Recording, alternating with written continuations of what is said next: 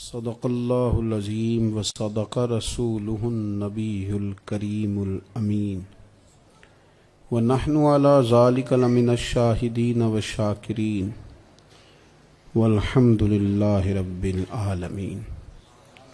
ان اللہ وملائکتہ یصلون علی النبی یا ایہا الذین آمنوا صلوا علیہ وسلموا تسلیما۔ الصلاۃ والسلام علیک یا سیدی یا رسول اللہ وعلی آلک واصحابک یا سیدی یا حبیب اللہ۔ سارے حضرات درود شریف پڑھیے جی سارے۔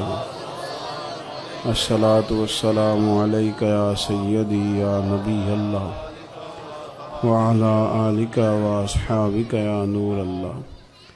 تمام تعریفیں اللہ تعالیٰ جل شانہ کے لیے،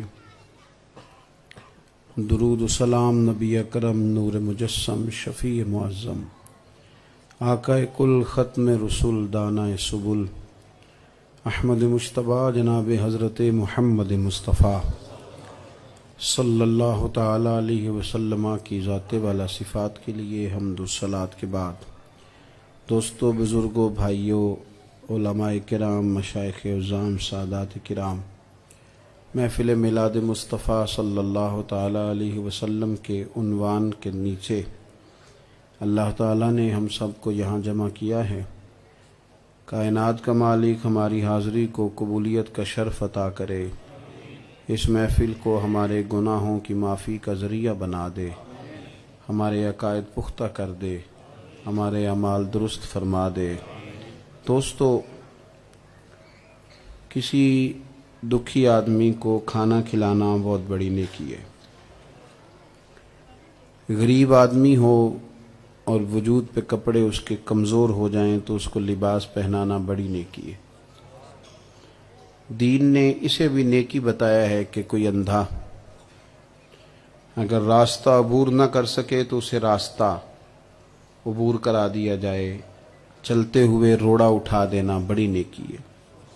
اللہ نے توفیق دی ہے، مسلمان غرباء کی بڑی خبرگیری کرتے ہیں، بڑی محبت کرتے ہیں، یہ ساری نیکیاں ہیں۔ کسی کو نوکری پہ لگوا دینا، کسی کی اچھی سفارش کر دینا، جائز کام کسی کا اس میں اس کی مدد کر دینا۔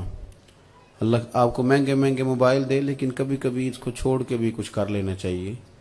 آپ میری طرف دیکھیں، موبائل تو ادھر ہی ہے، میں نے جانا ہے، تو تصویریں میں نے کافی کھنچوا لی ماشاءاللہ سے، اور کافی ہو گیا یہ ثواب کا کام، اب کوئی اور نیکی بھی کر لینی چاہیے۔ اللہ آپ کو خوش رکھے۔ میری بات وہ اطمینان سے بیٹھیں، سب کچھ ٹھیک ہے، ادھر ادھر دیکھیں نہ، پریشان نہ ہوں۔ تھوڑی سی باتیں کرنے والا مولوی منگایا آپ نے تو آپ کو سیدھا سودھا کرنے میں ٹائم نہ نکل جائے۔ بھائی، یہ ساری نیکیاں ہیں، سارے خیر کے کام ہیں، لیکن نوجوان دوستو، سب سے بڑی نیکی پتہ کیا ہے؟ کہ کسی شخص کی ذہن سازی کر دی جائے۔ اگر کوئی شخص بے یقین ہو گیا ہے تو اس کے یقین کو کامل کر دیا جائے۔ سب سے بڑی نیکی یہ نہیں کہ غریب کو امیر کر دیا جائے، بلکہ سب سے بڑی نیکی یہ ہے کہ امیر ہو یا غریب ہو اسے دیانتدار کر دیا جائے۔ سب سے بڑی نیکی یہ نہیں ہے کہ آپ کسی کو مکان بنا دیں، اور اب یہ بھی نیکی ہے، پر بڑی نیکی یہ ہے کہ گھر میں بسنے والوں کا ایک دوسرے سے پیار ہو جائے، اس میں اپنا کردار ادا کریں۔ اولاد ماں باپ کی فرما بردار ہو جائے، والدین بچوں سے پیار کرنے لگیں، میاں بیوی ایک دوسرے کا احترام کرے، بھائی بھائی سے تعلق مضبوط، یہ بڑی نیکی ہے۔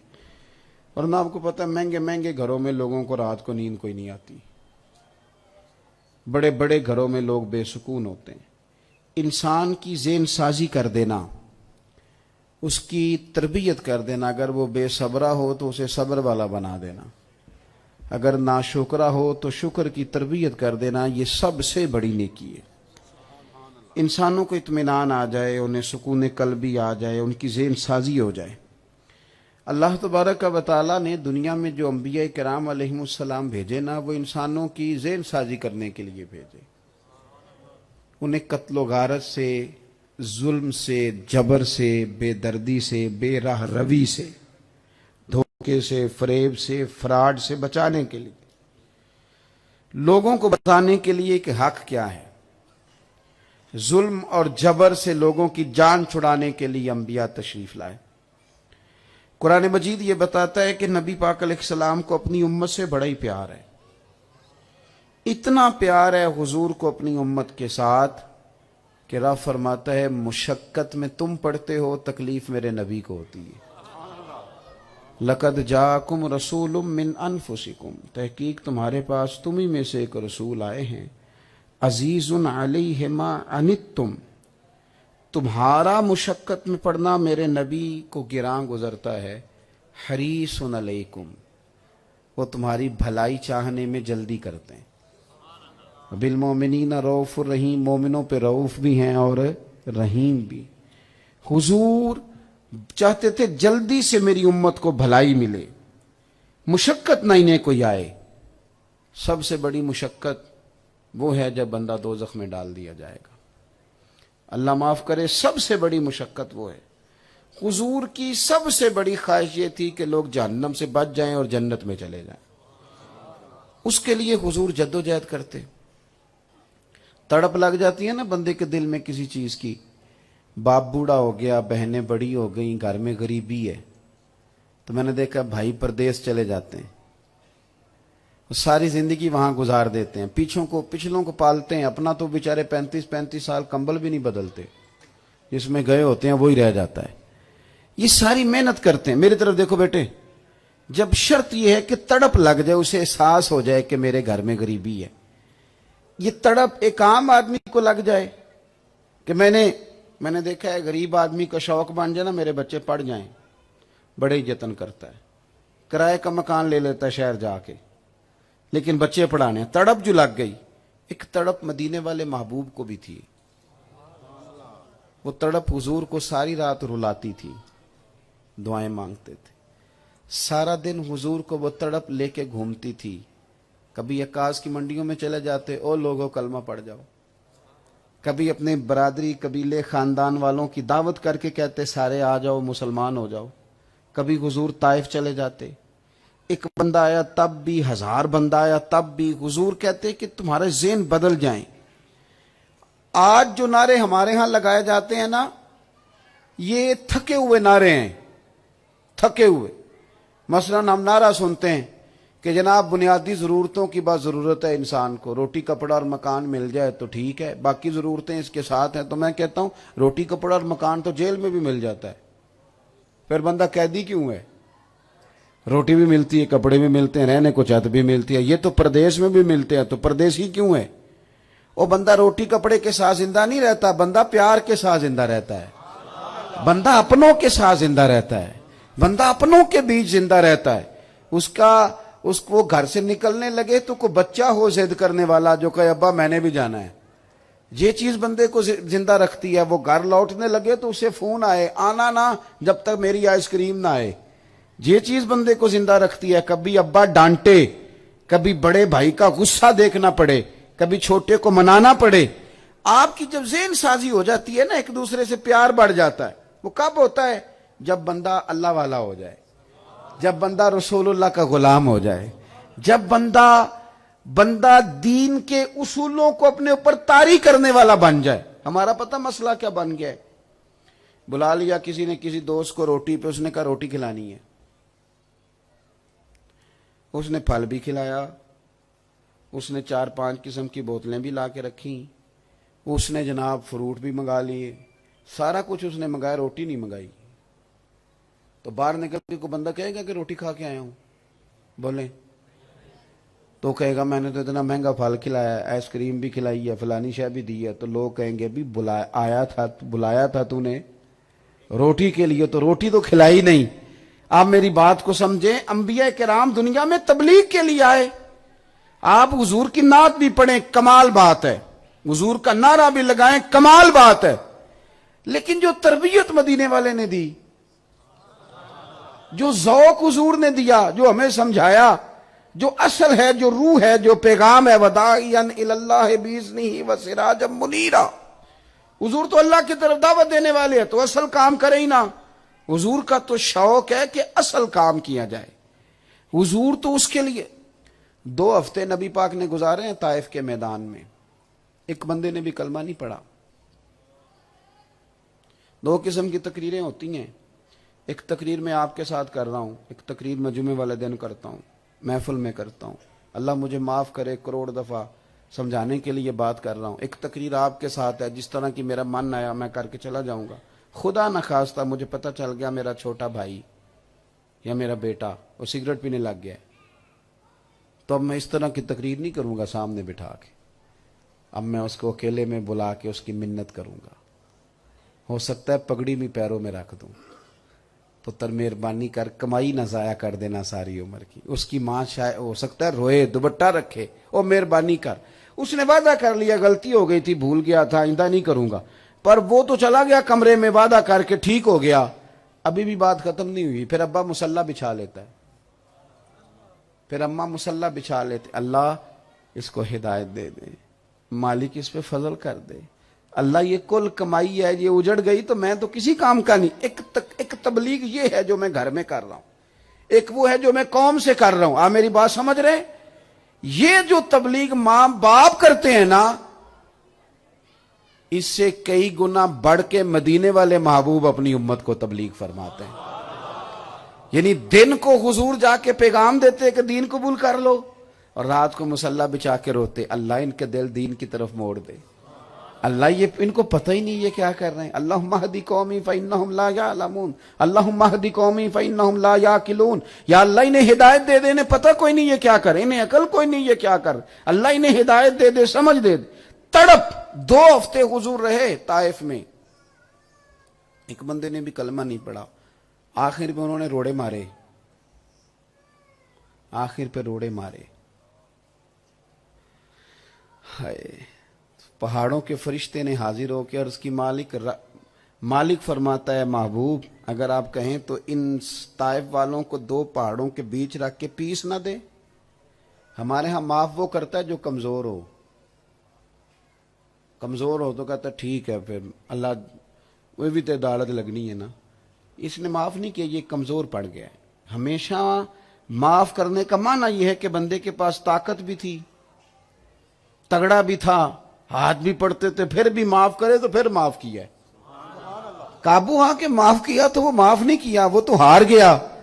اتنی طاقت اللہ نے دی، محبوب کہیں تو ان کو پیس دیا جائے، میرے رسول کریم نے فرمایا نہیں یا رسول اللہ، ایک نے بھی کلمہ نہیں پڑھا۔ تو یہ وہ تبلیغ ہے جو ماں کرتی ہے بیٹے کے حق میں، وہ یہ نہیں کہتی کہ نہیں مانتا تو نکال دو گھر سے، نہیں مانتا تو مار دو اسے، وہ یہ تھوڑی کہتی ہے۔ رسول کریم علیہ السلام سے عرض کی یا رسول اللہ ایک نے بھی کلمہ نہیں پڑھا، تو حضور فرمانے لگے نہیں پڑھا تو پھر بھی تباہی کی دعا نہیں کرنی، اس لیے کہ اگر انہوں نے نہیں پڑھا تو مجھے امید ہے ان کی آنے والی نسلیں کلمہ پڑھ جائیں گی۔ وہ جو دعوت دین کا درد تھا، وہ جو ذوق تھا، میں دیکھتا ہوں ہمارے یہاں ہر شے منانے کا رواج ہو گیا، اور منانی بھی پورے اپنے سٹائل کے ساتھ ہیں، پورے۔ آپ تو بڑے نفیس لوگ ہیں، چپ کر کے بیٹھے ہوئے ہیں، نعت میں نے سن لی، ورنہ میں تو آج کل بڑا ڈرتا ہوں، اس لیے کہ جب نعت کھاتا ہے تو ساتھ نوٹ پھینکنے والے بھی آتے ہیں، پھر وہ جو شعر جس پہ نوٹ آتے ہیں اس پہ عشق بھی کبھی اونچا ہوتا ہے کبھی نیچا ہوتا ہے، کمال قریب بیٹھا بندہ میری طرح کا پریشان ہو جاتا ہے، پھر وہ موٹے موٹے لوگوں کے نام بھی یاد کرنے پڑتے ہیں جن کے ہاتھوں میں نوٹوں کی دتھیاں ہوتی ہیں، پھر ان کو عاشق رسول بھی کہنا پڑتا ہے، ان کے نام کو 4-5 شعر بھی کر، کئی تو مصیبتیں ہیں، کئی قسم کے رٹیں۔ یہ وہ والا منہج نہیں جو منہج رسول پاک نے اپنی امت کو عطا فرمایا ہے، یہ وہ والا رنگ نہیں، یہ سٹائل نہیں، یہ تو چند لوگوں کا کام ہے، بس ٹھیک ہے، کبھی محرم آیا تو کسی کا سیزن شروع ہو گیا، تو ربیع الاول آیا تو کسی کا سیزن شروع ہو گیا، یہ انداز دعوت نہیں۔ ایک داعی میں، مبلغ میں جو خوبصورتیاں ہونی چاہیے وہ ہمیں ہر مسلمان کو، چونکہ نبی پاک نے میری مولوی کی ڈیوٹی نہیں لگائی تھی، فرمایا گا بلغوا انی ولو آیا، جس کو میری ایک آیت پہنچ گئی وہ دوسرے تک پہنچائے۔ کیا صرف ممبر پر بیٹھ کر صحابہ تبلیغ کرتے تھے؟ ابو بکر صدیق نے کلمہ پڑھا تو جناب عثمان غنی ان کے دوست تھے، حضرت عبد الرحمن ابن عوف ان کے دوست تھے, وہ تاجر تھے, ان کے دوست تاجر تھے, انہوں نے کلمہ پڑھا, انہوں نے اپنے تاجر بھائیوں کو پیغام دیا, ان کے سارے سجن بھی کلمہ پڑھ کے مسلمان ہو گئے. ہمارا تو یہ مسئلہ ہے کہ نہ تو دین سیکھنے کا شوق ہے. بڑے بڑے سیانے بندے, آپ نے ناراض نہیں ہونا, چلو وہ بھی جاؤ گے تو میں تو انہیں ٹوری جانا ہے. یعنی بڑے بڑے سیانے بندے پنچایت مکانے والے, باقی ساری گلاں دا پتہ ہے, یہ نہیں انہوں نے پتا بھی 3 طلاقاں دئیے تے ہو جاندیاں نے. اس جو کہیں مولوی صاحب وہ مثلاً وہ کٹھیاں کیویں ہو گئیاں, میں جویں قبول کٹھے ہو گئے سن 3 بھائی, وہ 3 مہینے ہوئے سن. کیا مطلب, آپ اتنا تو دین سیکھ لیں. کیا آپ نے کم از کم یہ کہ کوئی فیصلہ کرنا ہے تو اس میں کتاب جو مسئلہ شرعی ہے اس کا تو تقاضا پورا کریں. آپ اپنی رائے کو دخل اندازی دے رہے ہیں اس کے اندر. آپ کو ضروری چیزوں کا بھی پتہ نہیں, باقی ساری خبر ہے, باقی بڑی مثالیں آتی ہیں, صرف وہ آیات ہی نہیں آتی جو ضروری تھی سیکھنی. رسول پاک کا درد ہے, اور حضور بڑی حکمت سے, بڑی دانائی سے حدیث پاک سننے آپ کو بڑا لطف آئے گا. قاضی ایاز مالکی نے لکھی ہے, ایک شخص نے نا حضور کی بارگاہ میں آ کے کچھ مانگا, حضور نے کچھ دیا. وہ نا مقدار دیکھ رہا تھا, معیار نہیں دیکھ رہا تھا. کچھ لوگ وزن دیکھتے ہیں نا, یہ نہیں دیکھتے چیز قدر والی کتنی ہے. اور بعض نے لکھا ہے وہ تورات سے اس نے سن لیا تھا کہ حضور بڑے حلم والے ہوں گے, وہ حضور کا حلم آزما رہا تھا. حضور نے کچھ دیا تو وہ تو مقدار دیکھ رہا تھا, حالانکہ اسے یہ نہیں پتا تھا کہ حضور سے قطرہ بھی مل جائے تو کئی دریاؤں سے زیادہ اس کا وزن ہوتا ہے. میرے کریم سے گر قطرہ کسی نے مانگا, دریا بہا دیے ہیں دربے بہا دیے. تو حضور نے کچھ دیا تو اب اس نے تو دیکھا نا کہ ہیں کتنے کو, تو وہ کہنے لگا جی میں تو بڑی تعریف سن کے آیا تھا, معاذ اللہ آپ نے تو دیا ہی کچھ نہیں. بعض صحابہ نے ارادہ کیا کہ اس بے ادب کو سزا دی جائے. حضور نے فرمایا ٹھہر جاؤ. نبی پاک اندر لے گئے, جتنا دیا تھا نا ڈبل کر کے دیا, پھر اور ڈبل دیا, پھر اور ڈبل دیا. اب تنگی داماں پہ نہ جا, اور بھی کچھ مانگ. ہیں آج وہ مائل بتا تو اور بھی کچھ مانگ. اور ایک شاعر نے خوب بات کی, کہنے لگا دیکھا جو ان کو بانٹتے تو میں نے بھی بڑھ کے شوق سے دستے عطا کے سامنے دستے طلب بڑھا دیا. میں نے کہا چلو 2 قطرے مجھے بھی مل جائیں. اور حضور سے مانگ کے کھاؤ, اسی میں فائدہ ہے. یہ 25,000 مانگ کے 40,000 مانگ کے اپنا نقصان نہ کرو. حضور سے کیوں کہ کون دیتا ہے دینے کو منہ چاہیے, دینے والا ہے سچا ہمارا نبی. حضور سے لیں اور مانگیں گے, مانگے جائیں گے, منہ مانگی پائیں گے. سرکار میں نہ لا ہے نہ حاجت اگر کی ہے. نبی کریم صلی اللہ علیہ وسلم نے دیا تو خوش ہو گیا. توجہ ہے میری بات پر؟ پہلے کہہ رہا تھا دیا کیا ہے, اب خوش ہو گیا. کہنے لگا یا رسول اللہ یہ تو کمال ہو گئی, حضور اس طرح کا رنگ تو کبھی دیکھا ہی نہیں. پھر کہنے لگا کریم محبوب قربان جاؤں آپ کے, یا رسول اللہ صلی اللہ تعالی وسلم اللہ آپ کو بہتر صلہ دے, میری طرف سے میرے گھر والوں کی طرف سے اتنی سخاوت. حضور نے فرمایا یہی بات باہر جا کے میرے صحابہ کے سامنے کہہ دو گے. گویا جب تم نے کہا تھا نا نہیں دیتے تو ان کے دل ٹوٹ گئے تھے, جب تم کہو گے نا بڑا دیتے ہیں تو ان کے کلیجے ٹھنڈے ہو جائیں گے. اس نے کہا کہہ دوں گا. اس نے باہر آ کے کہہ دیا صحابہ کے سامنے, صحابہ خوش ہو گئے. اب یہاں نا نبی کریم نے ایک مثال بیان کی. حضور فرمانے لگے میری اور تمہاری مثال پتہ کس طرح؟ یا رسول اللہ کس طرح؟ فرمایا ایک آدمی کی اونٹنی بھاگ گئی تھی, بہت سارے لوگ دوڑے اس اونٹنی کو پکڑنے کے لیے. کسی نے نیزہ اٹھایا, کسی نے خنجر اٹھایا, کسی نے ڈنڈا اٹھایا, بڑی کوشش کی, قابو نہیں آتی تھی. زخمی ہو گئی پر لوگوں کے قابو نہیں. تو اس گل دی سمجھ نہیں ہونی, میں سمجھانا. کچھ مجھا نا ہاتھ پئیاں ہوندیاں, وہ بندہ پھر شہروں ویلے نال واپس آندا ہے کہ میں جانا ہے تے اس ملنا ہے. اجے بھی نہیں سمجھ آئی؟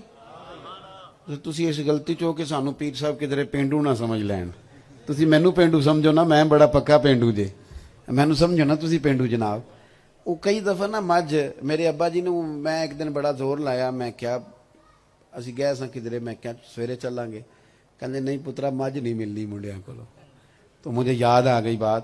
حضور فرمانے لگے اس اونٹنی کو نا بڑا انہوں نے زور لگایا, قابو نہ آئی. اللہ کرے میں آپ کو سمجھا سکوں.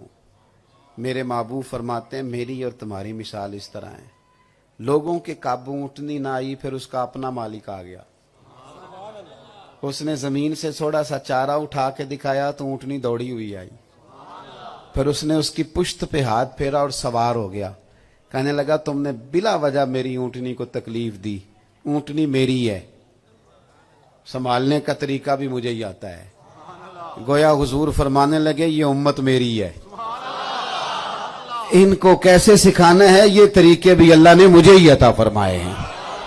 رسول پاک حکمت کے ساتھ، دانائی کے ساتھ، نبی پاک نے یہ نعرہ نہیں لگایا تھا کہ مکے میں یونیورسٹیاں بنائیں گے، میں یونیورسٹی بنانے کا مخالف نہیں، کالج بنانے میں تو خود کالج میں پڑھتا رہا، لیکن حضور کا یہ نعرہ نہیں کہ سڑکیں پکی کرائیں گے، انڈسٹری لگوائیں گے۔ نبی کریم علیہ السلام نے جو سوچیں دیے نا، اصل مسئلہ یہ ہے قوم کو ادھر مائل نہیں کر سکے۔ ہمارا بچہ جو پیدا ہوتا ہے ہم صرف ایک کی بات کہتے ہیں، پتر فلانے دا منڈا ڈاکٹر بن گیا، یہ تو بڑے پیسے کماندا ہی، تے فلانے دا منڈا انجینئر بن گیا، یہ تو بڑے پیسے کماندا ہی۔ تے ٹھیک ہے جی تساں اس کام لایا تے پھر ابے بھی اسے دی عزت ہوے گی جہدے کول پیسے ہون گے۔ وہ پھر کئی بار ابے نو بھی آگ چھڑ دینے کہ ویکھو نا فلانے دے ابے کنے کمائے نے، تساں کیتا کی ہے، کیونکہ آپ نے جب سبق ہی وہ دیا ہے اس کو پیسے کماؤ پیسے کماؤ، تو پھر ابا بھی مالدار ہو تو عزت کرا لے ورنہ نہ کرائے۔ ذوق یہ دیا ہے، باقی کوئی بات ہی نہیں بتائی۔ رسول کریم صلی اللہ علیہ وسلم کی یہاں تعلیم کیا ہے؟ حضور نے یہ نہیں فرمایا ہر بندہ دولت مند کر دیں گے، بلکہ نبی پاک کی تعلیمات بتاتی ہیں کہ غریبی کو عزت ہی اتنی دو۔ کس کو؟ غریبی کو۔ یعنی سونے محبوب نے پتہ کیا کیا؟ حضور نے غریبی پسند کر لی، ایک وقت روٹی کھائیں گے، 2 وقت فاقہ کریں گے، کپڑے سادے پہنیں گے، سوئیں گے زمین پہ، غریبی کو عزت دے دو۔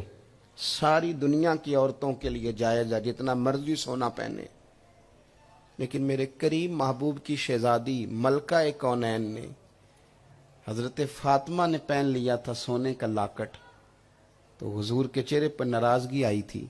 کیوں بھلا؟ حضرت فاطمہ نے فوراً اتار کے خیرات کر دیا، اس لیے کہ اگر یہ شہزادی بھی سونا پہنے کی تو وہ امت کی غریب بیٹیاں، وہ تو اس تسلی میں تھی کہ ہم نہیں پہن رہی تو مدینے والے کی بیٹی نے بھی تو نہیں نہ پہنا، وہ تو اس تسلی میں تھی، نہیں پہنا انہوں نے۔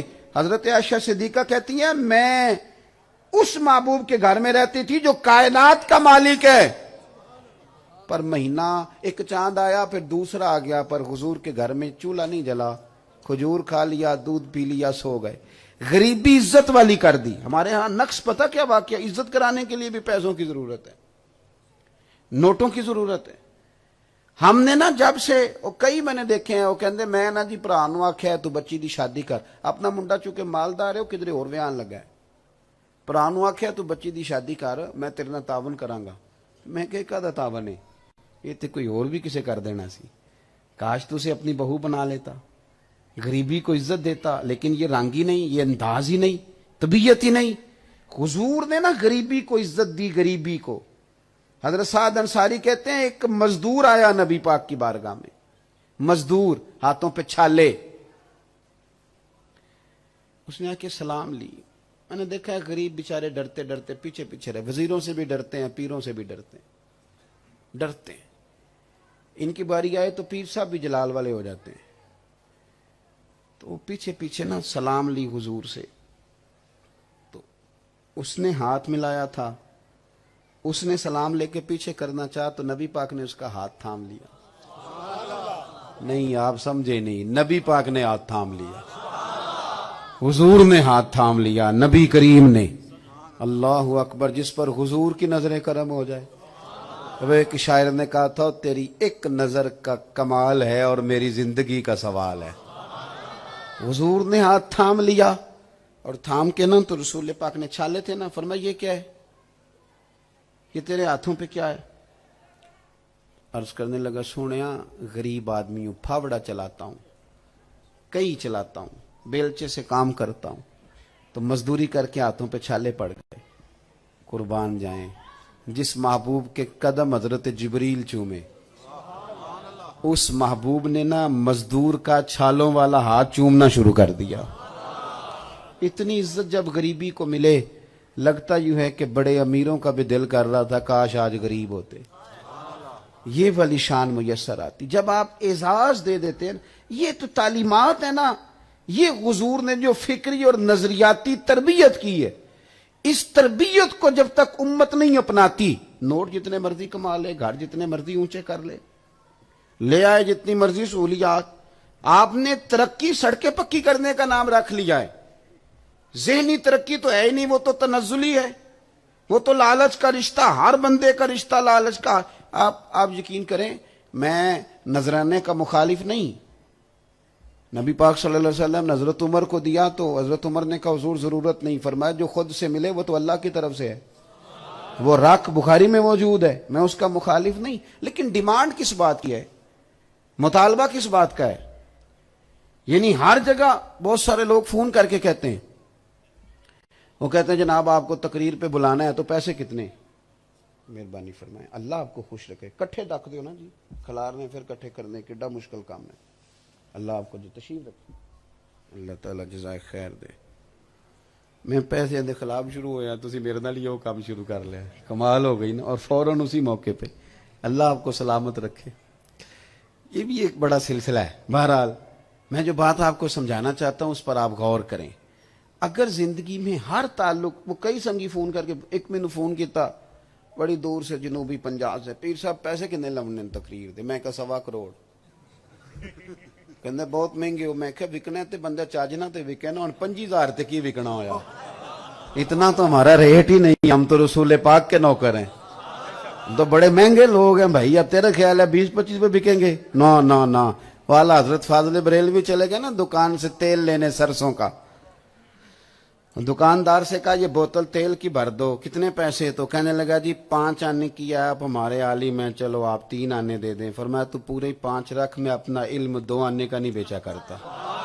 کروں مدح اہل دول رضا, پڑے نا اس بلا میں میری بلا, اور یارو میں تو گدا ہوں اپنے کریم کا, میرا دین کوئی پارا نہ نہیں. اپنی زندگی میں آپ تھوڑا سا نہیں یار پیار, میں نے دیکھا اگر امیر غریب سے پیار نہیں نہ کرتا تو غریب بھی غریب سے پیار نہیں کرتا. وہ بھی ڈھونڈتا ہے کسی تگڑے سے دوستی لگاؤں, وہ بھی تلاش کرتا ہے کوئی مہنگا بندہ ملے تو اس کے ساتھ فوٹو بنواؤں.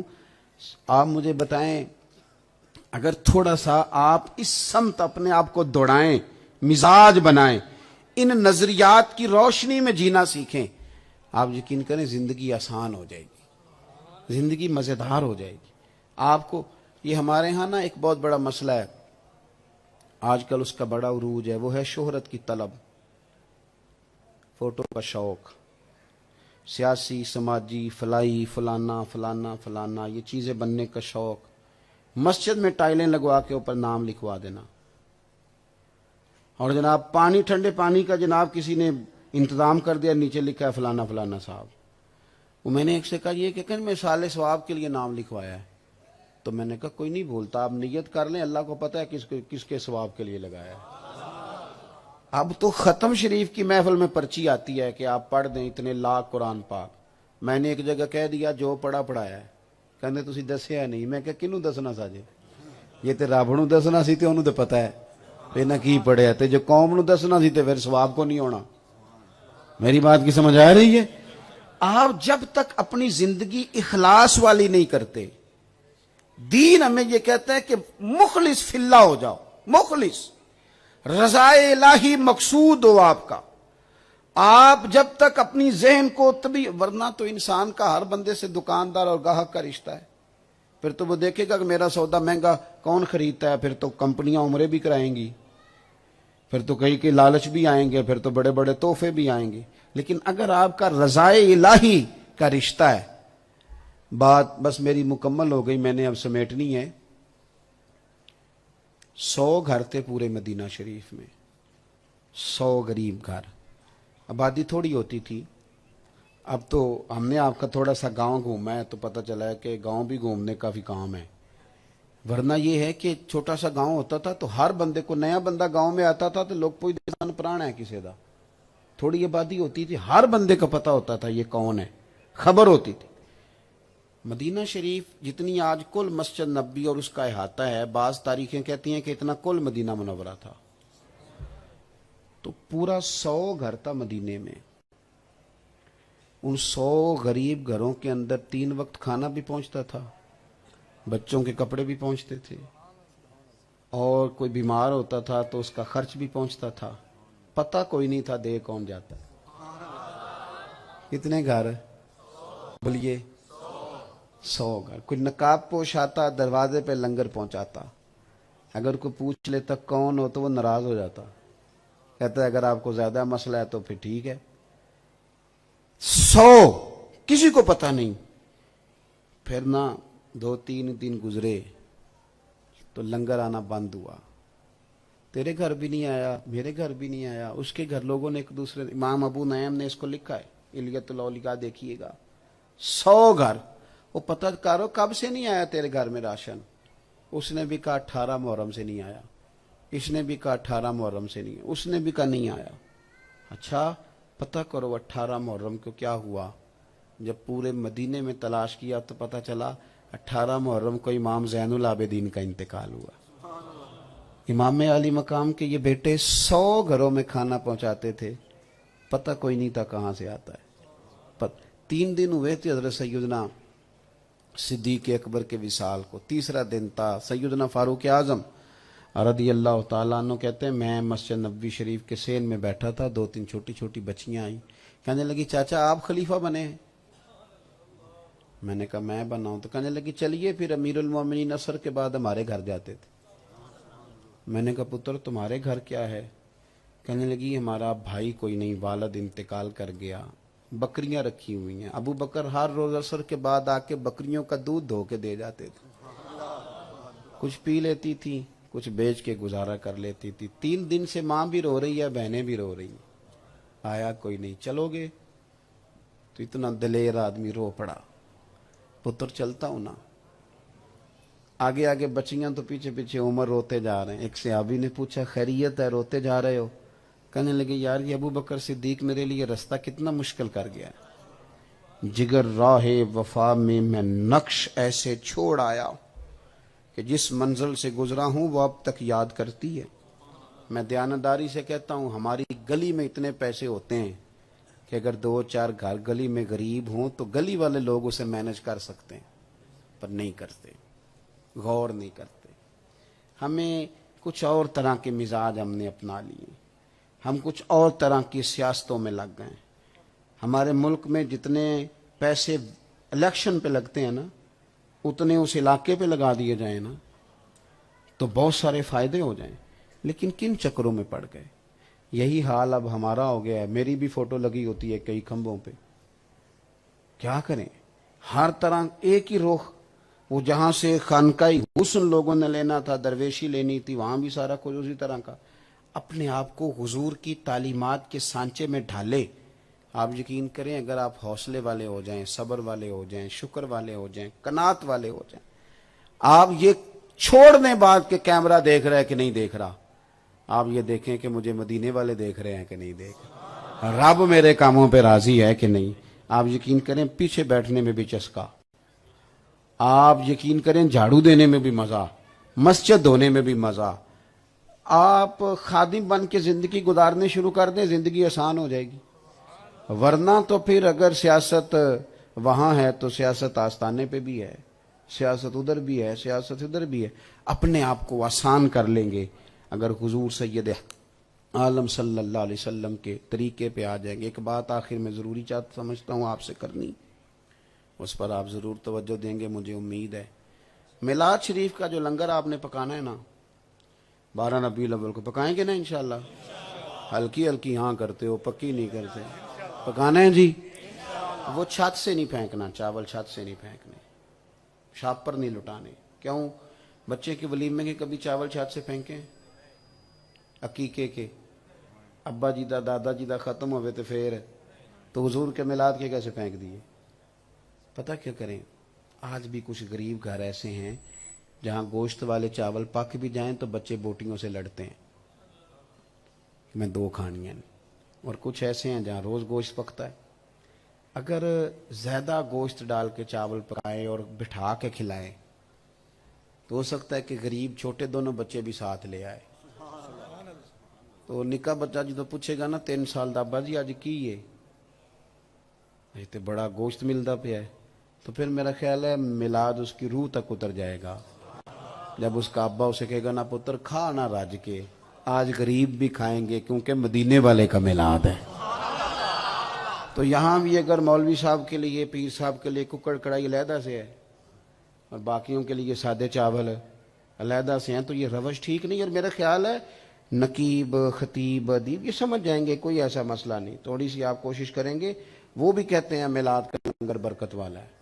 میں تھوڑا خشک ہوں، کبھی کبھی بول پڑتا ہوں. ان کہہ رہے ہوتے ہیں نا ہمارے نعت کا سارا قرآن ہی حضور دی نعت ہے، تو نقیب بھی کہتے سارا قرآن ہی. تو میں کئی بار کہنا پڑھ پھر 4 آیتاں، تو کہہ رہا ہے نا پھر 2-4 آیتیں تلاوت کر دے، چونکہ آپ نے خود ہی کہا وہ کہہ ہی دیا ہے، پڑھا کچھ نہیں. تھوڑا سا جو آپ کہہ رہے ہیں کم از کم اسی پر ہی غور کر لیں. تو واپس لوٹیں، اپنی طبیعتوں کو ٹھنڈا کریں، تسلی والا کریں. آخری بات یہ ہے کہ شکوے زندگی میں چھوڑ دیں. جو قومیں زیادہ شکایتیں کرتی ہیں نا مجھے یہ نہیں ملا، فلانے نے میرا حال نہیں پوچھا، فلانے کی وجہ سے میں، وہ بزدل بن جاتی ہیں قومیں. کیوں اپنی کمزوریاں کسی پہ ڈالیں؟ جو ملا ہے وہ خدا کے فضل سے، اور جو نہیں مل سکا وہ ہماری کوئی کوتاہی تھی اس لیے پیچھے رہ گئے. بس اس سے زیادہ کچھ نہیں. اللہ تعالی ہمیں اور آپ کو عمل کی توفیق دے. محفل میرے خیال جاری رہے گی آپ کی. تو محفلیں سرکار کی ہیں، بندے تو آتے جاتے رہتے ہیں، تو ہم نظریاتی لوگ ہیں. میری خواہش ہے کہ آپ سارے بیٹھیں اور بیٹھ کے پروگرام کو سنیں. یہ کمال لوگ ہیں آپ کی محفل لینے والے، یہ جیت ہی گئے، انہوں نے اپنے ٹائم پہ خطاب کرا ہی لیا. اللہ تعالیٰ انہیں برکت دے، اللہ سلامتی دے. اچھا اہتمام کیا، لیکن آپ لوگ بیٹھیں، باقی پروگرام آپ کا جاری ہے. آخر دعوانا ان الحمد